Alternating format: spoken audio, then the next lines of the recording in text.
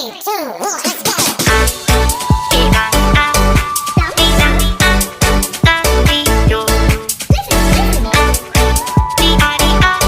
Kita masuk ke museum gitu, channel Queer Maya. Weekend kemarin itu aku ke Gedung Sate. Ayo. Yaps, itu ada berada di Bandung. guys. Nah, kita masuk karena ini adalah pertama kali kita melewati jalan belakang. Kita parkirnya di luar mobilnya. Dan singkat ceritanya kita mau masuk ke dalam. Sebelum kita masuk ke Gedung Sate, kita foto-foto dulu nih. Takut semisal tiba-tiba hujan, jadi kita nggak bisa dapat spot foto di Gedung Satenya. Nah, ini kita masuk ke dalam. Untuk masuk ke Gedung Satenya ini hanya berbayar 5.000 aja. Jadi menurut aku sangat murah meriah. Nah, di sini ada special bundling tuh, kayak misalnya mau di situ ada sebelah cafe. Jadi kita bisa pesan masuk ini bayar 5.000, terus sisanya kita bisa buat nongkrong untuk di sebelah kirinya. Nah, ini ada musik Gedung Sate. Kita tulis dulu nama sama alamat domisili kita. Nah, singkat ceritanya ini aku udah masuk ke dalam.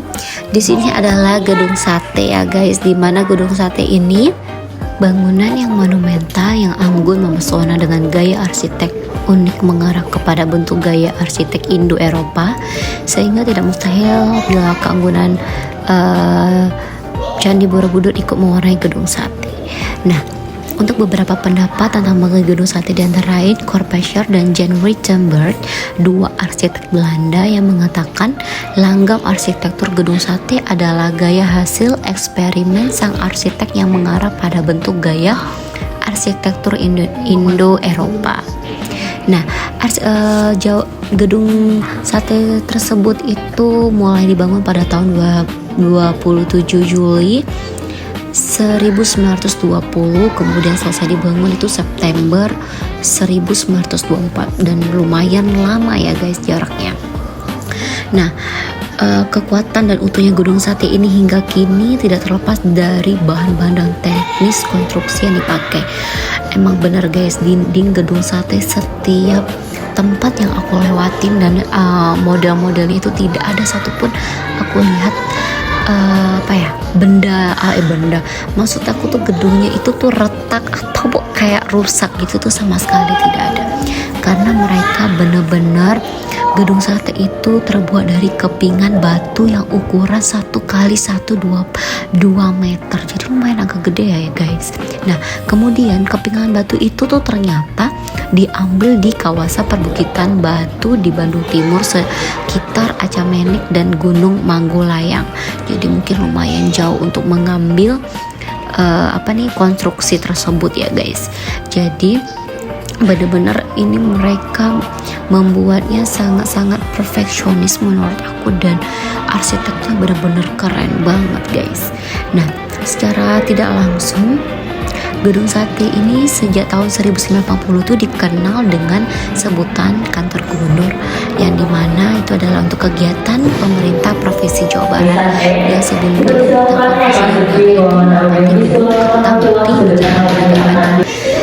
Oke guys, aku lanjut aja, kita masuk ke dalam ruangan yang kita bisa melihat sejarahnya Gedung Sate. Selamat menikmati, enjoy Gedung Sate. Baik, selamat pagi semuanya. Sekarang kita berada di ruang visual. Sekarang kita akan menonton film dokumenter tentang Gedung Sate ini. Untuk durasinya 7 menit, dan jika ingin direkam boleh, tetapi tidak menggunakan flash ya. Terima kasih. Arsitektur multikultur antara arsitektur timur dan barat yang harmonis. 1 abad menjadi saksi sejarah cerita tentang perjuangan bangsa Indonesia.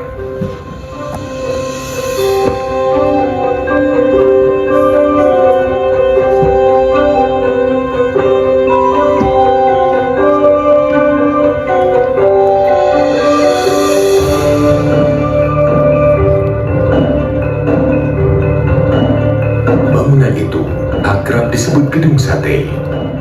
Pembangunannya merupakan bukti konkret tentang wacana pemindahan ibu kota Hindia Belanda dari Batavia ke Bandung.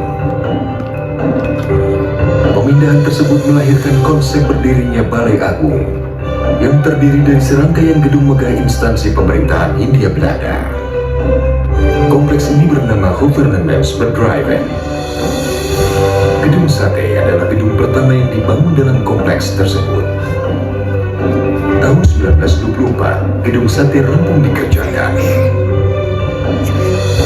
Dari segi arsitektur, gedung sate mendapatkan pengakuan sebagai mahakarya karena berhasil memadukan berbagai elemen nilai arsitek kebudayaan Timur dan Barat dengan serasi. Sejak diresmikan pada tahun 1930, gedung sate difungsikan sebagai kantor pusat Departemen van Verkeer en Waterstaat dan Centrale Bibliotheek.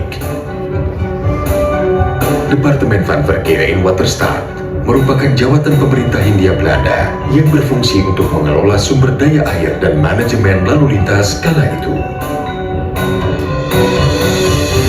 Centrale Bibliotheek merupakan perpustakaan dengan koleksi gabungan dari 7 jawatan pemerintahan Hindia Belanda. Penggabungan ini menjadikannya sebagai perpustakaan terbesar di Asia Tenggara.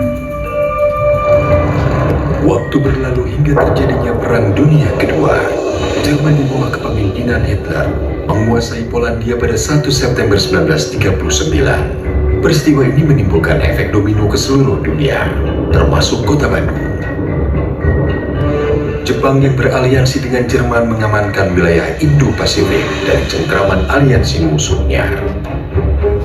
Pada tahun 1942, Belanda menyerah atas gempuran Jepang dalam Perang Pasifik, membuat Jepang menguasai kota Bandung dan menjadikan gedung sate sebagai pusat pemerintahan Jawa Madura.